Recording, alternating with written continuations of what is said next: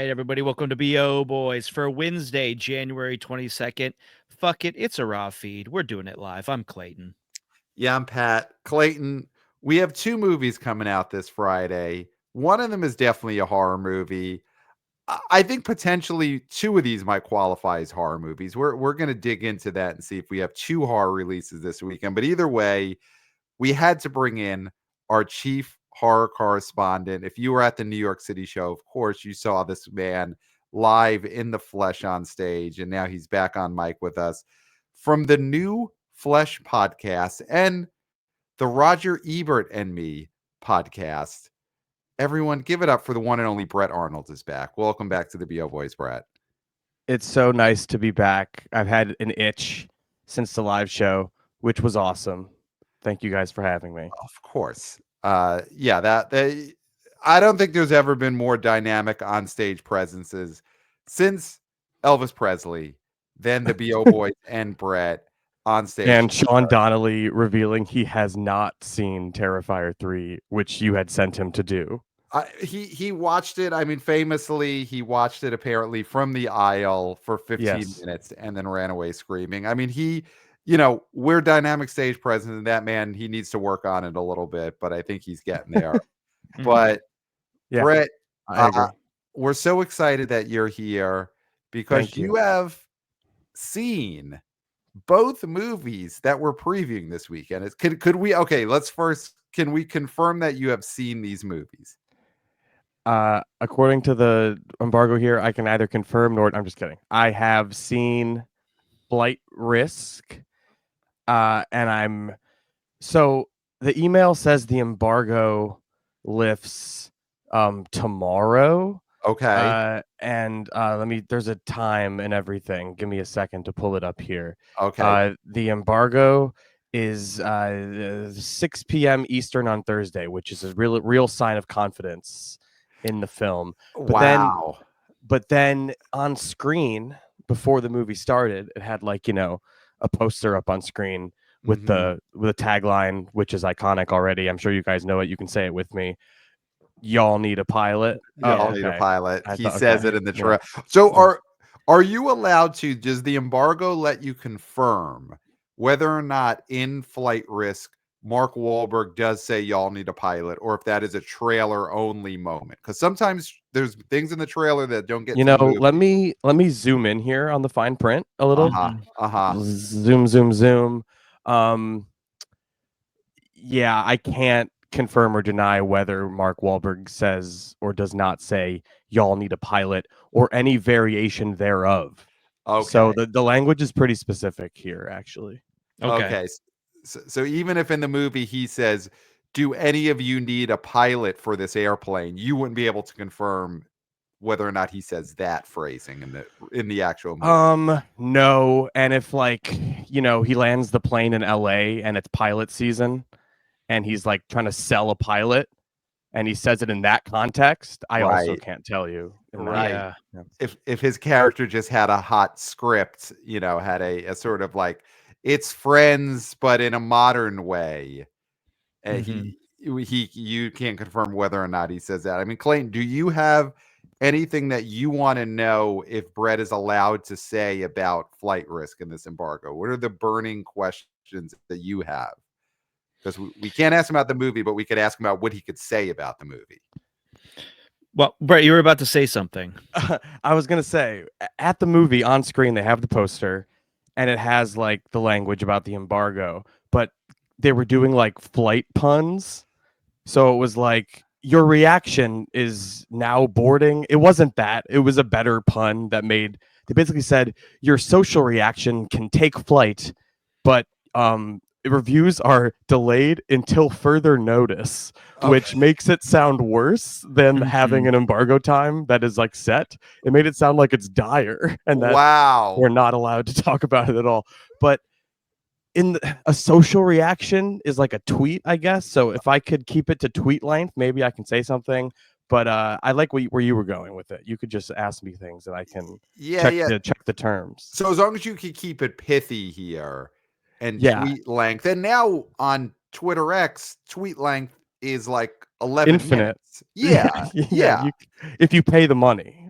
Right. Right. And let's just pretend that you are a blue check Twitter X subscriber, meaning your tweet lengths could be very long, in which case, like an 11-minute answer is technically still a social media response under the embargo rules. I have specifically been yelled at by this company before, so I really hope they don't find this and yell at me. But yeah, Who is releasing Flight? this is Oh, Lionsgate, Oh. the studio that releases several movies every week. It seems like. What did they yell? Which did they yell at you about? Bagman? Is that the one that No, Lionsgate there was yelled a at you about? movie. No, I broke an embargo on something on Letterboxd, and they found it immediately, and were like, Wow. "Oh no, actually, it was crazier than that. It was like embedded into a New Flesh episode, like in a bits and pieces news segment. I was like, by the way, I saw this movie early and it sucks, and they were like, hey, this is your embargo. You signed something. You can't say that. And I was like, Wow. okay. That's great to know that they're listening. I mean, What I said. I was like, thank you so much for listening. Yeah, like and I hope it's not. Stars. Yeah, I hope it's not like just an algorithm that they have set up that like trolls podcasts to like pull out the words I know that they want. I'm assuming no, they listen. They're fans over there. They're fans. Lionsgate. So I'm fucked if they listen to this. They're gonna be like, why are you telling everyone our tea? But I think this is all okay. Yeah, we're talking about the embargo. We haven't talked about the movie. It's like that Trevor Moore sketch about assassinating a U.S. president, which has been going around recently for whatever I don't know reason. why. I don't know why. I don't know why either. I don't follow the news. I don't follow the news. So was the reason why you couldn't write a review or the embargo was this close to the release is because Lionsgate has several other films on the tarmac, and this movie is waiting for an open, lane to. It's taxiing. It's taxiing. So this is taxiing. So there must be other Lionsgate movies. Call Jimmy Fallon and Queen Latifah, because this motherfucker's taxiing. This is the taxi situation. Now, did the embargo ever lift on that? Are you allowed to talk about Taxi? I don't think they ever lifted the embargo on that. No, critics are still holding that one in the holster. The embargo is it's another one of those until further notice, and they never updated anybody. Yeah. That is a real loophole that they've got here, is now that they could just forever keep critics on the runway and just not let them ever put out reviews of the movie, even if they've shown it to them. Yeah. But now listen, we're not critics, huh? So is this usually a good sign for the quality of a movie when the embargoes state you cannot talk about this movie until after many screenings of it have happened, after people have already bought tickets to watch it and those screenings have started? Is that usually a good sign? It's generally a bad sign, but I also don't want to, reading the tea leaves on that is it's accurate, but at the same time, there are exceptions that prove the rule. So every now and then, a movie that they haven't shown you and you have to wait and see 7 p.m. Thursday, even if you're a film critic, those ones sometimes will surprise you. And you're like, why did they bury that? That was a good one. Right. So I'm always hopeful that it's still going to be good. And I love a actioner, like January movie like this, like a Plane style movie. Yes. I was of course referencing the movie Plane 2023. Yes. Yeah, it's they really just were looking to hit an exact spot with this Flight Risk release. Is exactly a year ago, Plane came out in this time. 2 years ago. Was that 2 years ago? Was that January of 2023? Was 2 years ago. Which is insane. Yeah. So then this probably was greenlit the weekend after Plane opened to like 15 million. They greenlit Flight Risk. That now seems like exactly what had to have happened. One more question I have, whether you can confirm or deny according to the embargo. In the trailer, and I don't even know if we've really stated what we've been talking about for 15 minutes. Mel Gibson's Mark Wahlberg star Flight Risk that opens Friday. In the trailer, Mark Wahlberg has hair at the beginning of the trailer, and then several things happen in the trailer, and then he is no longer with hair. Can you confirm or deny whether that the bald cap that we see Mark Wahlberg in the trailer is actually a fake out, and he truly does have hair underneath that. Can you confirm or deny that? Let me Based zoom on in the here embargo. again. Let me zoom in here one more So time. wait, Pat, you're positing the idea. Sorry, Brett. You're No, positing I'm the zooming. It's idea okay. that I'm still zooming in. that he had a wig, Yes, and starting. under that wig was a bald cap Yes, but over his real hair.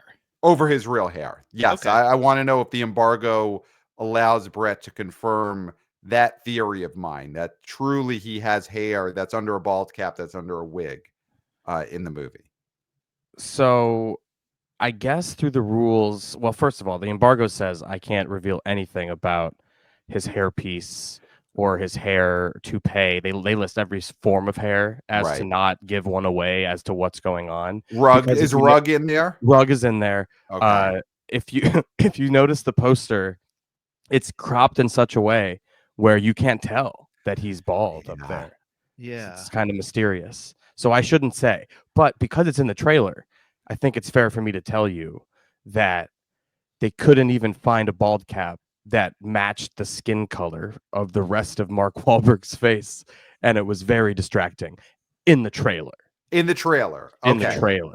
Okay. In the trailer. But you can confirm that skin tone imbalance continues in the movie. Or you're just saying just in the trailer. You know, I have to check the notes again on that. Right. I am just saying in the trailer. In the trailer, yeah. There's a bald cap that barely matches his skin tone, and it's very distracting the whole time you're watching the trailer. The trailer. The whole time you're watching the trailer, it's very distracting. Is there mention of merkins in the fine print when they list all the hair? Yeah, because that could actually be a spoiler if they have to mention that. Don't mention merkins means that there's a merkin. I just control F'd it, and it's there. Okay. It's there. There we go. Of course it's there. I thought of everything. So in case Lionsgate is listening, I brought up merkins. Right. And I'm not a critic, huh? Yeah. Here's you're untouchable. Yeah. We didn't get invited to an advanced screening of Flight Risks. So Clayton and I could say whatever we want about this movie, true or false. You're asking me true or false, or you're saying you can say anything true or false about it? We could say anything true or false about it, true or false, ?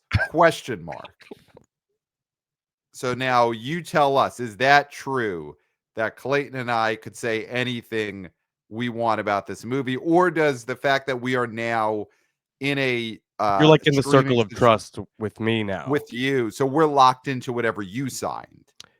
Correct. Wow. Yes. Oh, we're embargoed by proxy. Or embargo by proxy. It is a stunning development that Lionsgate, a company which last year released, I think, 8 to 15 movies in consecutive weeks that all bombed, that they, though, have such a tight, law department where their embargoes are ironclad, that the Justice Department would not be able to win a case against the Lionsgate legal department in their contracts. Yet they also bought and released Megalopolis last year. It is stunning that a company could have two such, different levels of competency. Did the Julia Stiles directorial debut even come up in your podcast? Because I'm sure it made 0 box office impression, but they farted that one out too a couple weeks ago. That did not come up, though. I did hear you talk about it it must have been Roger and me, because that was not a New Flesh, but I did hear you talk about that one. But it's called Wish You Were Here, and it was the second Lionsgate that week. I'm trying to think of what the other one must have been. Are you allowed? Yeah. You're allowed to review that at this point, the embargo, or does the Flight Risk embargo now retroactively make you no longer be able to talk about their Julia Stiles movie that came out a month ago?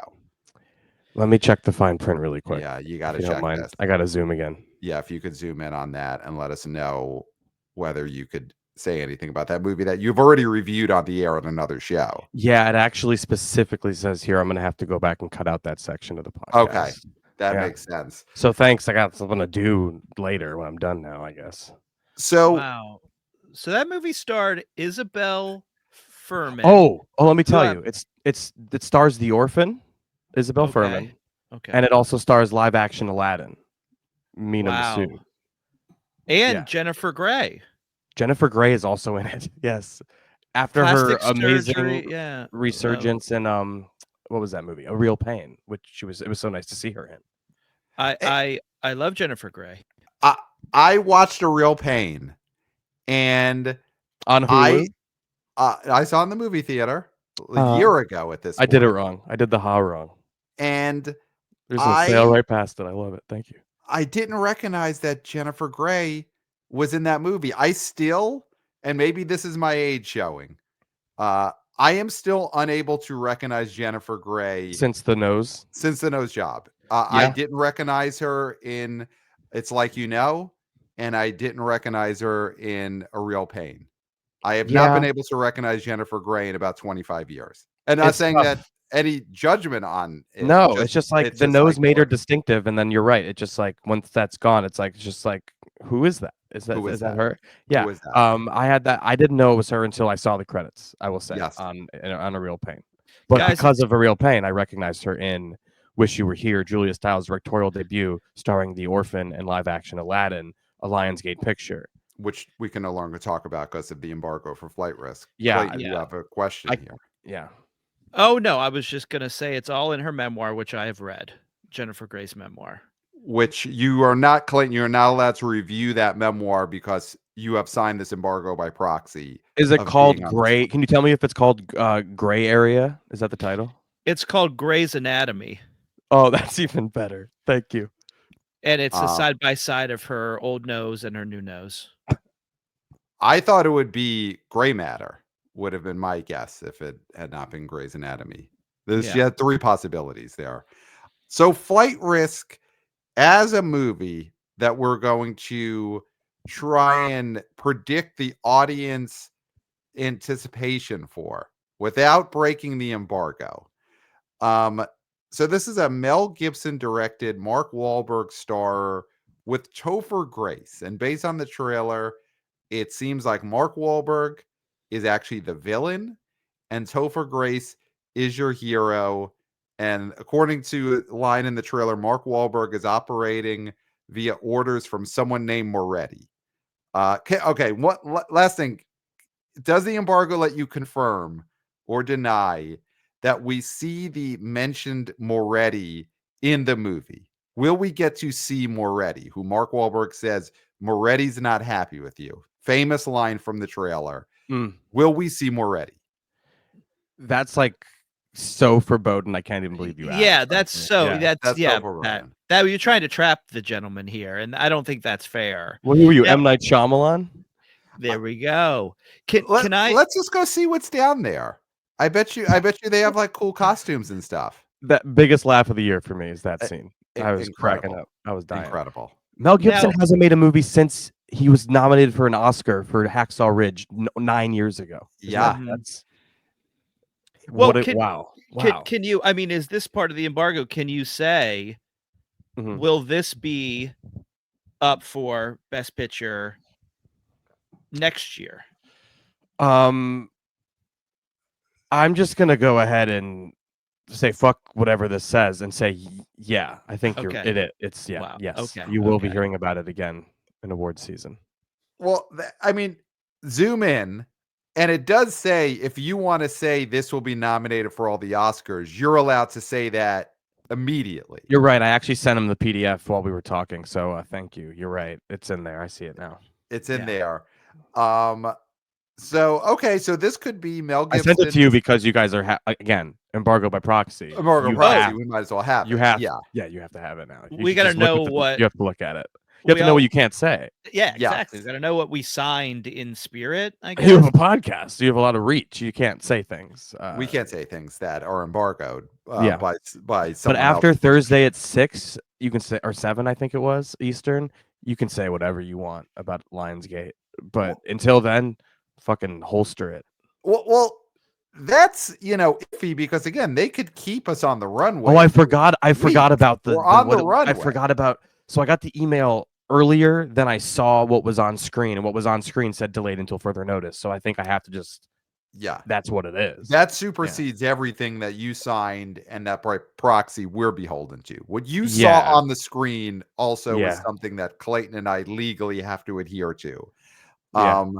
So yeah, Hacksaw Ridge was Mel Gibson's last movie. He was nominated for Best Picture, Best Director. His actor was up for lead actor. That movie is so fucking violent. Do you remember? I my main memory of seeing it, which I do remember, I saw it with then my girlfriend, now my wife, and I'm pretty sure we both liked it fine. I can't Yeah. say I left it and was like, I loved it, but I definitely liked it. And I think my main thing I remember is Vince Vaughn being really good in it. Yes. And either he was lifting up someone who was on a stretcher or he was being lifted in a stretcher. There was something about like that scene. That's the only thing I remember from Hacksaw Ridge. Yeah, there's a lot of stretchers because there's a lot of fucking carnage. It is just war carnage. Yeah. Okay, confirm or deny, does the embargo let us confirm or deny whether Flight Risk has as much carnage as Hacksaw Ridge or Passion of the Christ? Like if we were ranking the carnage in Mel Gibson directed films. Yeah. It actually says, if I'm asked this question, I have to pivot to start talking about Flight Plan, the Jodie Foster movie. Okay. So did you guys see that one? I have seen that. I've seen Sarsgaard, I think, is the guy. I've seen, yeah, he's the bad guy. He keeps telling her to just if you can tell me who directed down. that without looking, I will be so impressed. It's not Wes Craven did Red Eye. There's no way in I would bet $1,000 that you will not get who directed this movie. Flight Plan, is it John Turtletub? No, but I wish. Anyone else got a guess? Well, we know it's not Julia Stiles because her directorial debut just came out, so we know it's not Julia Stiles. Stars. The orphan in live action Aladdin, in a love story. I don't remember. Is it Justin Baldini? Baldoni? No, it's not Justin Baldoni. I'm gonna have to say it because no one would ever get it. Robert Schwentke. It's a Robert Schwentke picture. Wow. So he's back. He's back. Robert Schwentke is back and bigger than ever. And that's great to hear. He also did The Time Traveler's Wife, Red, and then he did, oh wow, R.I.P.D. followed by Divergent, Insurgent. Wow. and Allegiant, and then he was taken off the face of the earth because he's in director jail. He's in director jail. Or he's on television now. Is Flight, can you confirm or deny whether Flight Risk is about Topher Grace playing that director Robert Schwentke, who is in director jail and is being transported to another holding facility, and Moretti is a studio head who wants to have Mark Wahlberg kill Robert Schwentke for the money he lost him on R.I.P.D. Can you, by the embargo, confirm or deny that is what this movie's about? That is who Topher Grace is At playing. this point, I'm ready to buck the embargo and just say, yeah, that is what it's about. That's what it's about. Okay. Yeah. That makes sense now. I can also tell you, yeah, go ahead. Sorry. The more you say, the more you're delaying the release of this podcast, because then I'm going to have to drop it at 6:01 tomorrow night. Right. I'm also allowed to say that in the movie Flight, they roll it. Okay. They roll it. They do. I mean, that's how you save an airplane, is you got to roll it. It's always, why don't other pilots just roll it? You know, now that we know it works. It does beg the question, doesn't it? It begs the question. Just I can also say that Sully saved 155 souls when he successfully landed the plane in the Hudson, which was depicted in a film by Clint Eastwood, director of Juror Number 2, which was, so I'm assuming you guys had a whole investigation on what happened to that movie at the box office. Oh, Juror Number 2. Yeah, we went into that. There's a famous episode, of course, where Grandpa came home and he made a visit to the yacht of David Zaslav and really took him to task for what happened to juror number 2. It was an about inside job. He was railroaded. It was like a Clint Eastwood movie. Yeah. Mhm. Yeah, Clint Eastwood finally became the focus of what happens to all of his lead characters in his Yeah. movies, is that a big conspiracy takes them down for speaking the truth. So Flight Risk. It's really hinging on, I think, the success of this movie is, do people want to see Mark Wahlberg play the villain? And he kind of like burst on the scene in a way, playing the villain in Fear. Like that was memorable movie. Yeah. If So you've it's ever not, been fingered in an amusement park, you can relate. Who hasn't? I'm assuming you guys who both has- have. Yeah. who hasn't? Yeah. Every listener of the BO Boys right now are they're nodding along. Of course. They're reminiscing. Yeah. Yeah. It Yeah, just it's it so happened to me sweet. just last Friday. Yeah. Yeah. Yeah. So he's played the villain before, but I mean, his big box office run is kind of him playing the everyman hero. He's the everyman. Didn't he say he was like done with snipers. shit like this because of like religious reasons, and he's only gonna do like Uncle Stu or whatever the fuck that was, Father Stu? Father Son. Yeah, but then he had 3. I believe they're all Lionsgate, by the way. I believe he had 3 box office bombs in a row with like, was it King Arthur and whatever Uncle Stu, fucking Father Stu. Father Stu. And they did Father Stu Reborn. I swear to God, that's a real thing where they cut out the language to make it PG-13, and Does no that one went count to see as it. another bomb after Yes, Father 100%. Stu bombed, and then Yes. Father Stu Reborn also bombs? So that's 2 bombs in one movie. That's a tough trick to pull off. I don't think anyone. The only person who's pulled that off is Morbius. I think. Yes. Yeah. Um, Dr. Michael Morbius. So it's tough to bomb twice with the same movie, but Wahlberg pulled it off. I mean, he's kind of in a bad way. And Clayton, I mean, it feels like forever ago, but it was 2022, early 2022. He's alongside Tom Holland in Uncharted. That movie does really big hit. well. And we're all thinking, okay, Mark Wahlberg has found a lane, which is to be the other guy, a value add. Uncharted next has to the several other sequels. star. Where are they at? I mean, the fact that there isn't an Uncharted sequel at this point that's dated is, I think, stunning incompetency. Well, and it speaks to what you're talking about. His like flailing around right now. Yes. Yeah. Post Uncharted, it's Father Stu. He did that Apple movie, The Family Plan, which those movies don't exist. And then Arthur the King, and I don't even know what The Union is. What the fuck was The Union? I think it was Netflix another movie? Netflix movie. I mean, that's the thing. He's done all these Netflix Streamo. action movies. He did theatrical movies that bombed. Like after Uncharted, it did seem like, okay, this is a lane for him. Joe Bell. Big bomb. So Clayton, I mean, do you sense any excitement for Mark Wahlberg this stage in his life, going back to being the baddie, where he looks up and he realized, he goes, are we the baddies? Mark Wahlberg's finally had that we the baddies moment. I mean, I think that, as we've said, and you guys have sort of commented on, he's a streamo guy now. So he's made himself not special in the theaters. So nobody wants to go to the theater to see him.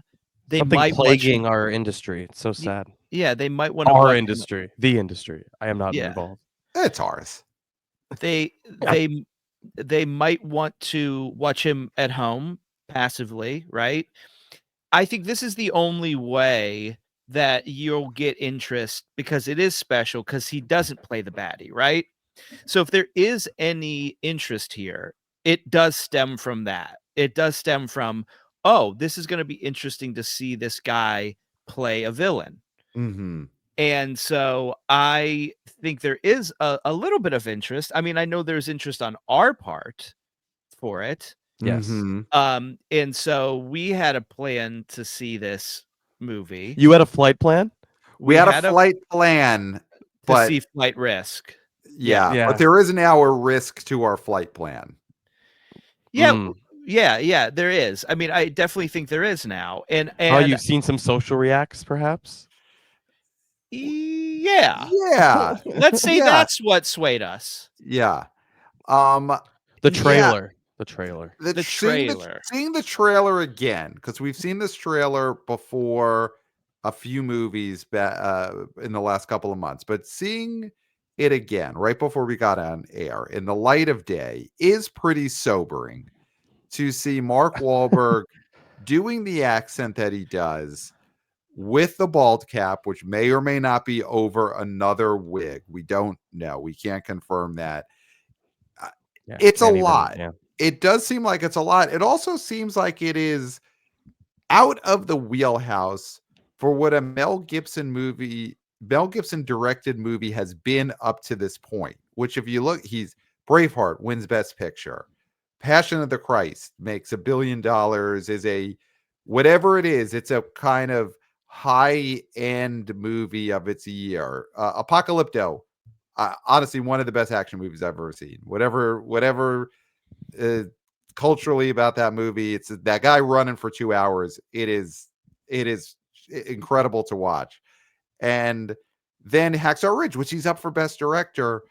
Flight Risk, it's almost as much as Mel Gibson has fallen and he is what he is. Isn't it still strange to see a Mel Gibson directed movie that is basically a January dumpuary Gerard Butler level action movie? Like that is strange to me. Yes. Even though it's Mel yeah. Gibson and you wouldn't think Mel Gibson at this point should be any better than that. There is something strange that a Mel Gibson movie is just a January dump action movie. Yeah, it's confounding. I don't know what happened in those years because like he was already like when did his incident with the DUI incident happen? That was like 20 plus years ago or something. And Hacksaw Ridge was like 10 years ago. Like and he was still nominated. So like it's definitely a falling far situation and to be directing a movie like Flight Risk. Despite my love for movies like this. Yeah. It's just like, yeah, there's certain elements in that trailer that I couldn't get over. Right. And again, you're only reviewing the trailer. Mhm. You're not breaking. Yeah. The thing with trailers is they give so much away. I mean, Yeah. you basically have watched the whole movie if you've watched a trailer. I think there are some nowadays. critics who don't even watch the movies anymore. They just watch the trailer and then post them on Rotten Tomatoes and the clicks roll in, you know? And you know what? That's fair. Yeah, if they're going to give everything away. Yeah. Seems fair. Now, Brett, you have the embargo still up, right? And I know you sent this to us, but it's such a large file that it's still downloading on my on my side. I'm wondering if there's any sort of verbiage in there about if you were to, go against this embargo.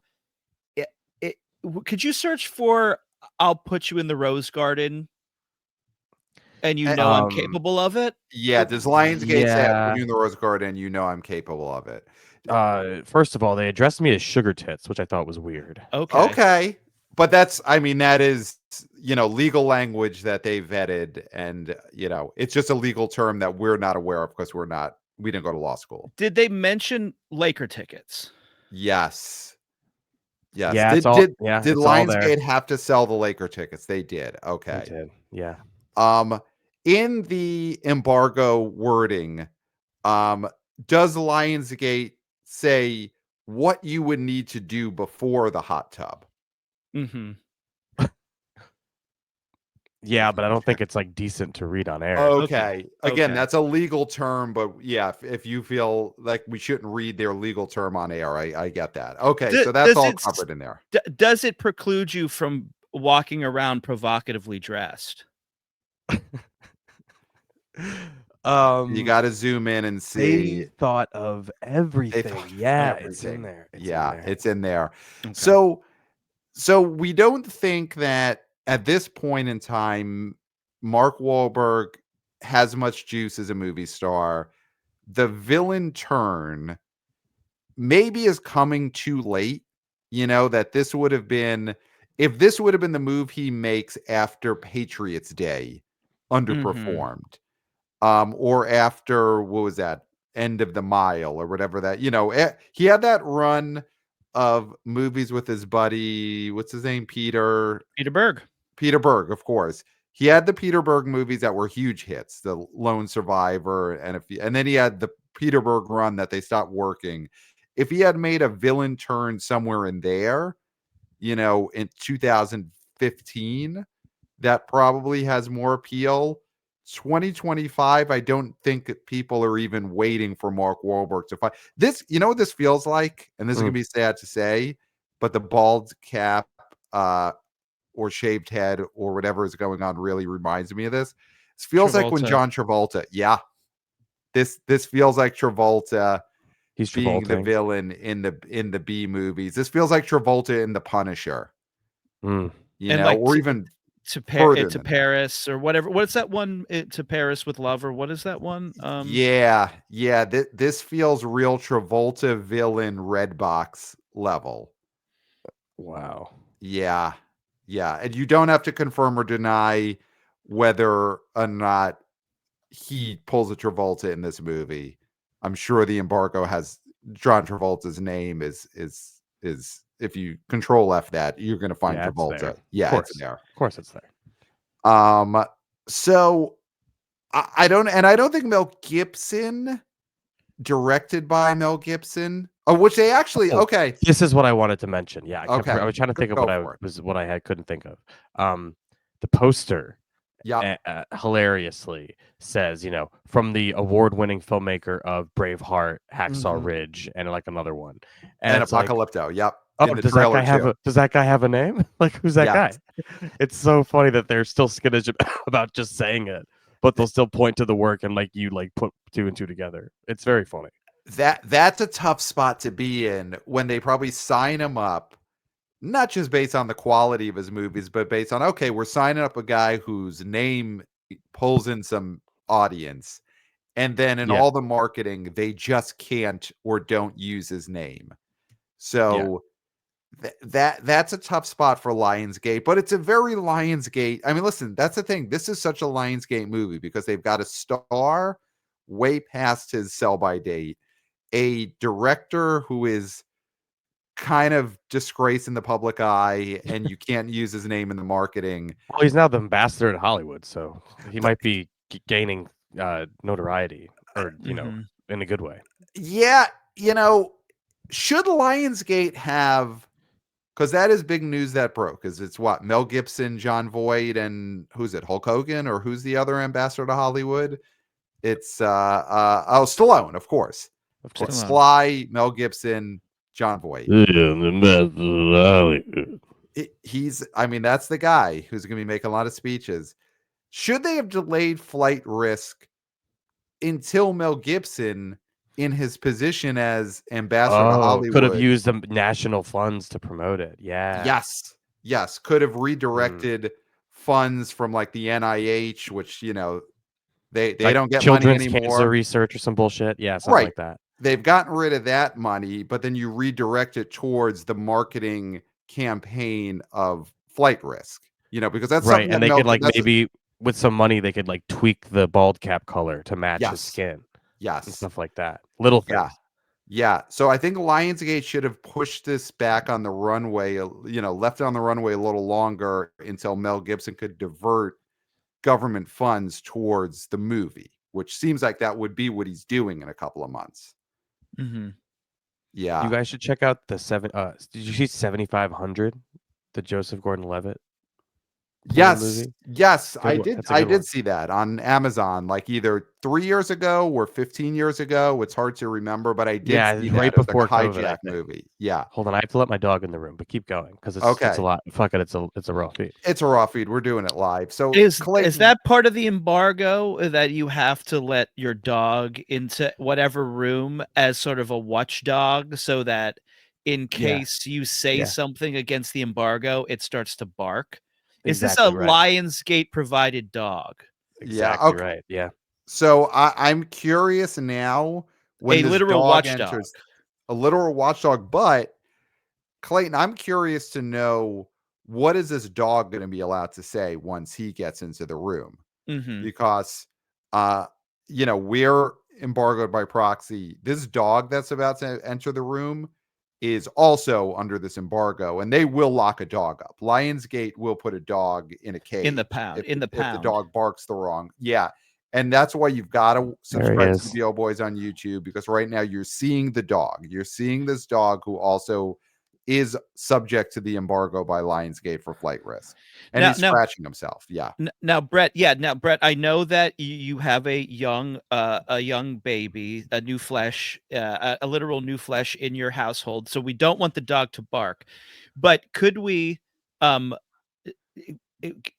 the dog, does the dog know about the movie at all? Because I'd like the dog to lick you once if it turns out that the Mark Wahlberg character is a red herring, is actually not a villain. Like, Sal, come here.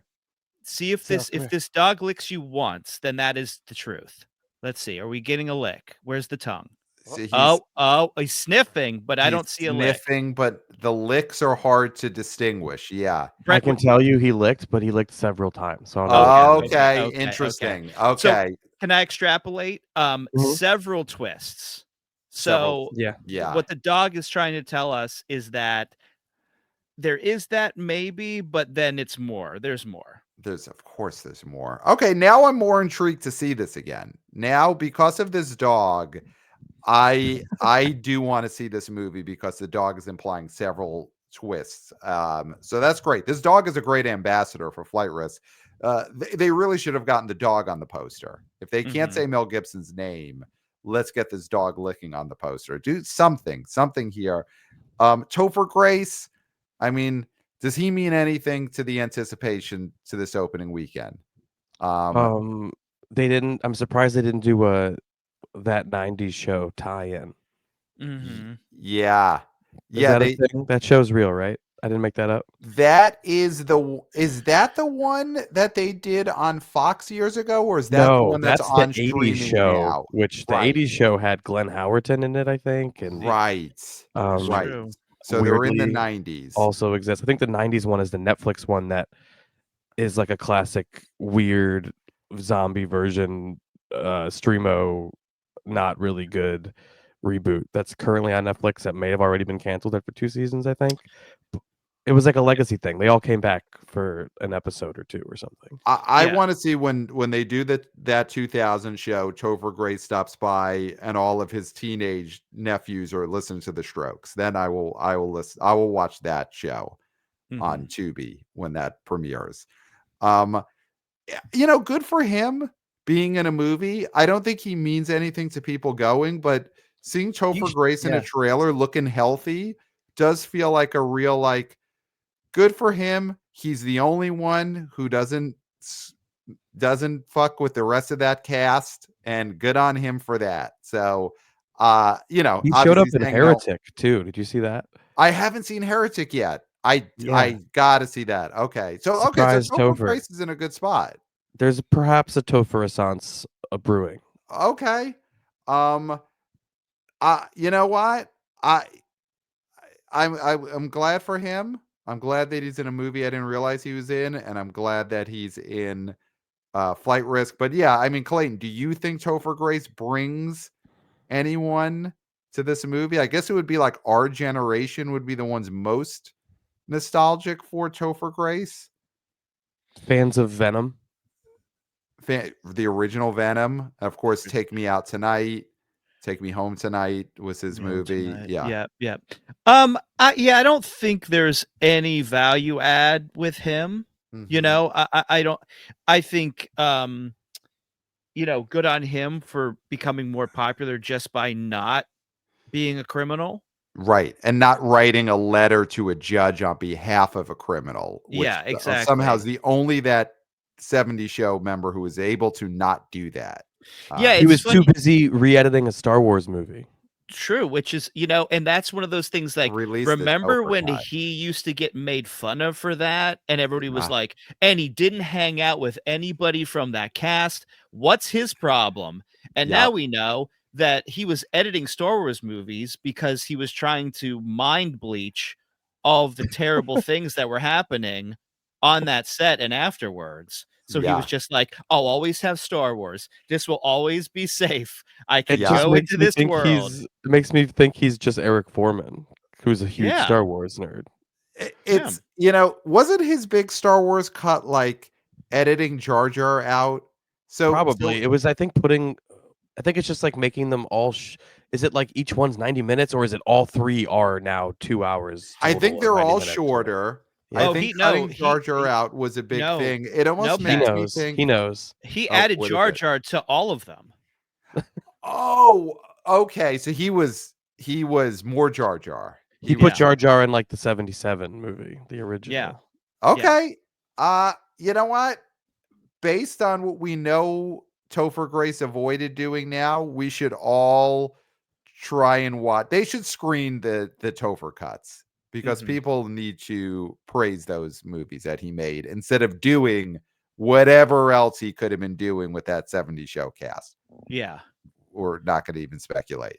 Well, because Um, instead of Luke and Leia kissing in the first movie, it's Leia and Jar Jar. mm, right. But they knew they were brother and sister. That's in his cut. Jar Jar and Leia kiss, and they know for sure that they're related. Oh, yeah, Yeah, absolutely. Yeah. Leia's a Gungan. Yeah. Yeah. So okay, he doesn't add much to Flight Risk.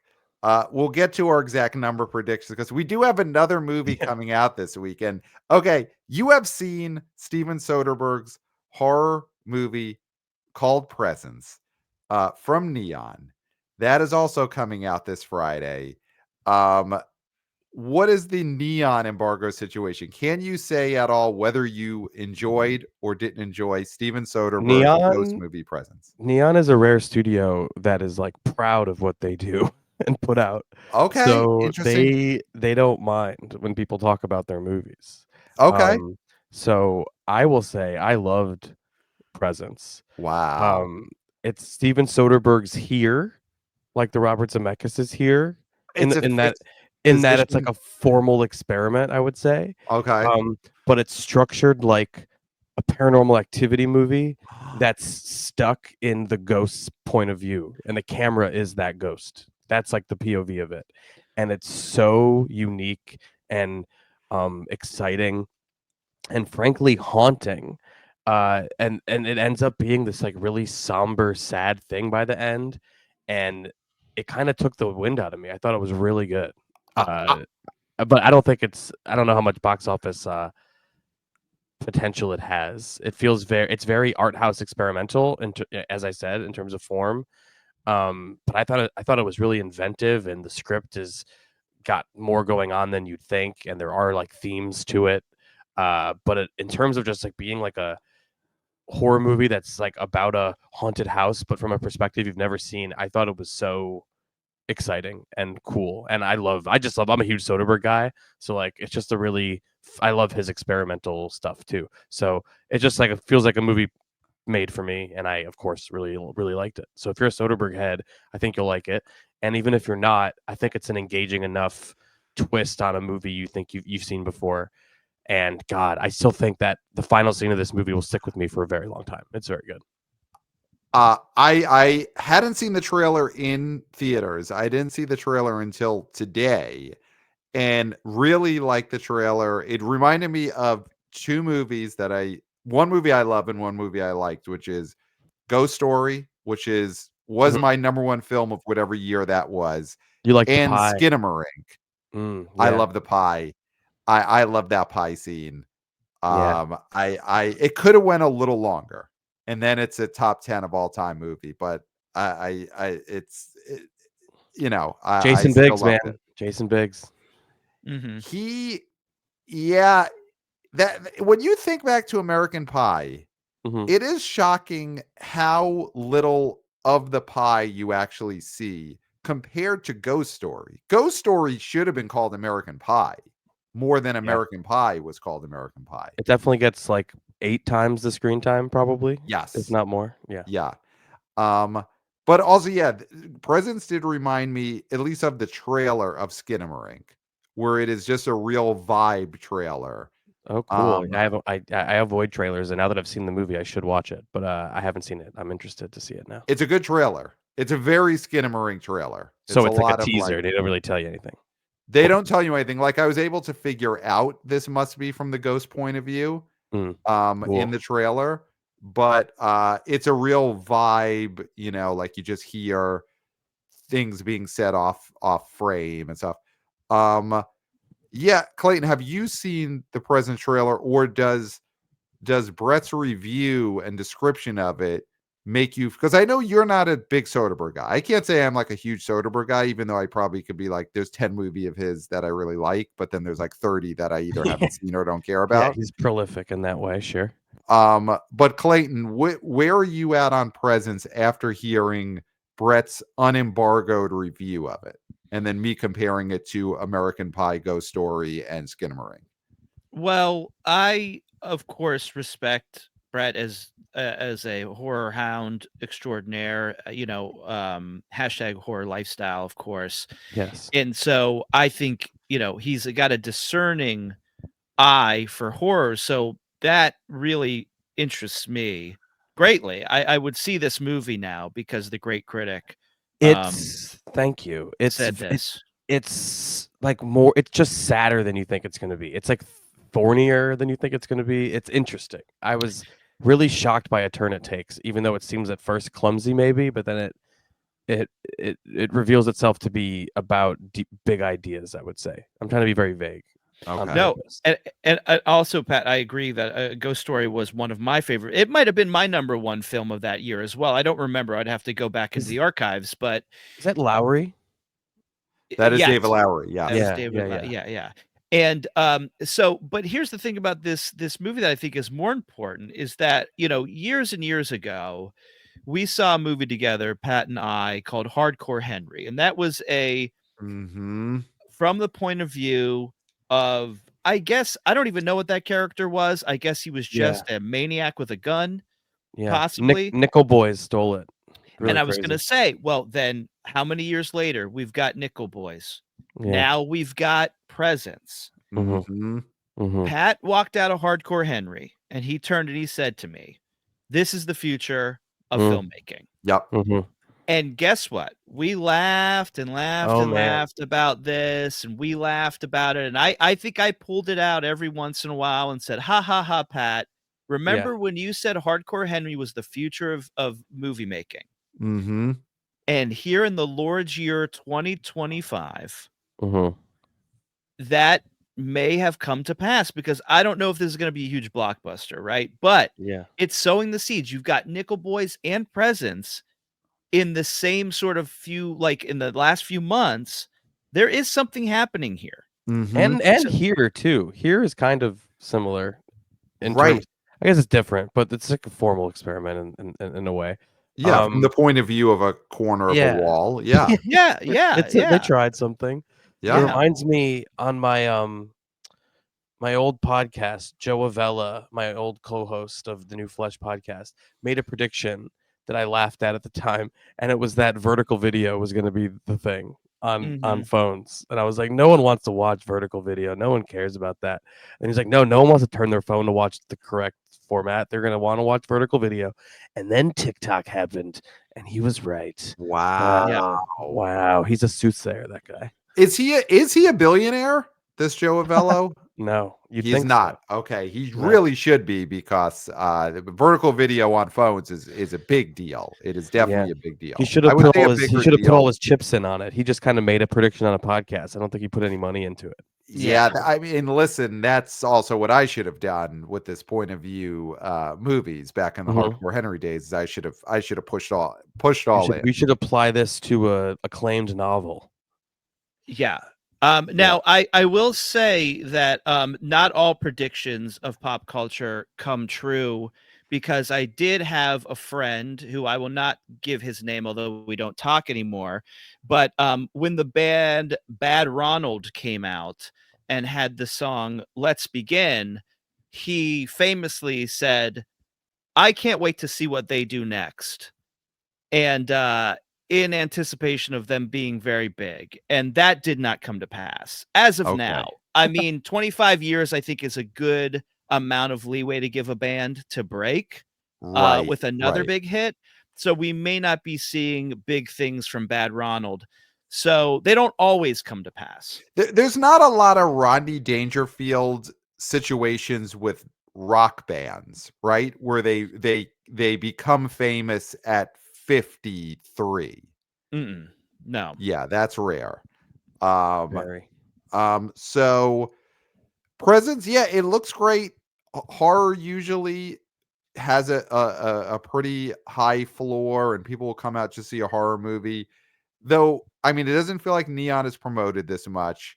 And the things you've said about why it's great, that it's sadder than you think and Yeah. hits a lot of issues, doesn't feel like that's what draws out the horror audience.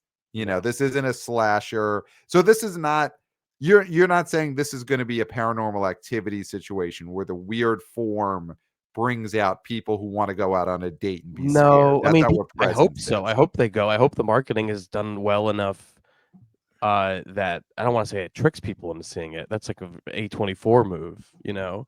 But I mean, it is definitely a horror movie. It's just slower and yeah, I don't know, more rooted in I don't want to say much.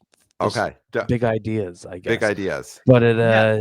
it's cool and I hope people Yeah. see it. But I don't expect it to make a ton of money. Now, Yeah. do you think that this is still a movie that the teens and tweens can go to and do whatever? Whatever. Just Like do hand stuff, whatever. you mean? Whatever. Whatever. Whatever. Whatever. Whatever. Whatever. Mouth stuff? Whatever. Whatever. Whatever. Can they do whatever in the dark watching Presents? Whatever. Yeah, there might be some uncomfortable moments, but yeah, I think they can do whatever. Okay. So then that's a good a good sign for what Presents could do at the box office. So I think we should get into our Yes. predictions here, our top 5 predictions. We gotta land the plane. There we go. But We're what do they say? We're the altitude start, whatever. I just was on a plane like 2 days ago. the wheels are coming out. Descending. They say the wheels are coming Are we out. beginning our descent? We're Yeah. beginning our final descent, There you and go. That's we what may it is. have to roll it, though. That's the thing. Yeah. We may have to roll it. But So they're just drinking the fucking handle of whiskey up there. We're gonna roll it. we're gonna listen, guys. We're gonna roll it. We don't need to, but I just want to. We're gonna roll it. I've had So one too many. We're gonna roll it. we're gonna roll it. That's when you know you're on a nice, good, cheap Southwest flight. When just ladies and pilot is- gentlemen, if you look to your left, we're gonna roll it. we're gonna roll it. So let's roll it, guys. Brett, you're the guest. Would you like to roll it first, second, or third? I want to go third. All right. So Clayton, you want to go first or you want to go second? I'll go first. All right. Wow. Clayton, could you roll it? Top 5 predictions. Number 1, I think Lionsgate is on a roll, and they're gonna have another number 1 movie, because I do think that Flight Risk will be the number 1 movie in America, and I think it'll make 13 Okay. million. Okay. Under that, number 2, One of Them Days. I think One of Them Days is gonna be, Ooh. I think it's gonna beat Mufasa. I know everybody's saying Mufasa, Mufasa, Mufasa. I've got a lot of hope and faith in One of Them Days. And then under that, I think it's gonna be Mufasa. I think I think there's some interest in Presence. I do think it makes top 5. Yeah, I think that's okay. Yeah, so I would put it at 4. And then I'm gonna say, I think Wolfman drops out of the top 5. I think this thing's DOA. Wow. I'm Mhm. gonna go Sonic. Mm-hmm. I'm gonna go Wow. Sonic number 5. Wow. Wow. I'm gonna go nuts, everyone. I think One of Them Days, and maybe this is just me rooting for comedy here, but the word of mouth on this is great. I'm going to say it has a great hold and is number one with about $10 million because I Wow. think Flight Risk is going Wow. to bomb and Crash come in. Landing. I think Crash Landing number 2, Flight Risk is 9 million. Number 3 is Wow. Mufasa. Number 4 is Presence. And yeah, number 5 is Sonic the Hedgehog 3. Um, I, I, I don't. Yeah, I mean, I think Mark Wahlberg is really just he's made himself a streamo boy, and you can't say Mel Gibson's name on the poster, so he's worthless to get people out. Uh, I'm going one of them Wow. days having a real crazy hold, and who knows? Let's see. If I'm wrong, I'm wrong. But if I'm right, pay up. So that's where I'm going. Top 5. Okay. I'm going number 1. I think Flight Risk can do it. I think Clayton's dead on. I think 13 sounds good. I'll go 14. And it could go as high as 15, but I don't think it's going to do higher than that. Number 2, I agree. One of them days is going to hold really well. Can it hold and do this exact amount it did last weekend? Like that seems nuts. But maybe it'll do about 11 million in second. And then in third, you guys think Wolfman's going to drop? Mm. I feel like Sonic is probably going to hang in there. I'm going to say Presence is at 3 with like just under 10. And then Sonic at 4. And then what would be 5? Like Moana 2? Well, at this point, if you think Wolfman is going to eat absolute dirt, then Moana 2 and Den of Thieves 2 Pantera are pretty close to each other. So there could be a surge, although I would say Den of Thieves 2 crosses over a lot with Flight Risk, so maybe that wouldn't be the one. Yeah, I'm going to stick with Flight Risk, one of them days, Presence, Sonic, Moana. Top 5. I love it. So we're gonna find out in just a couple of days. We're gonna Sunday night, Clayton and I will be back here, and we will have the results of Flight Risk and one of them days, second weekend. It's gonna be huge. This is a fascinating weekend, guys. This is exciting.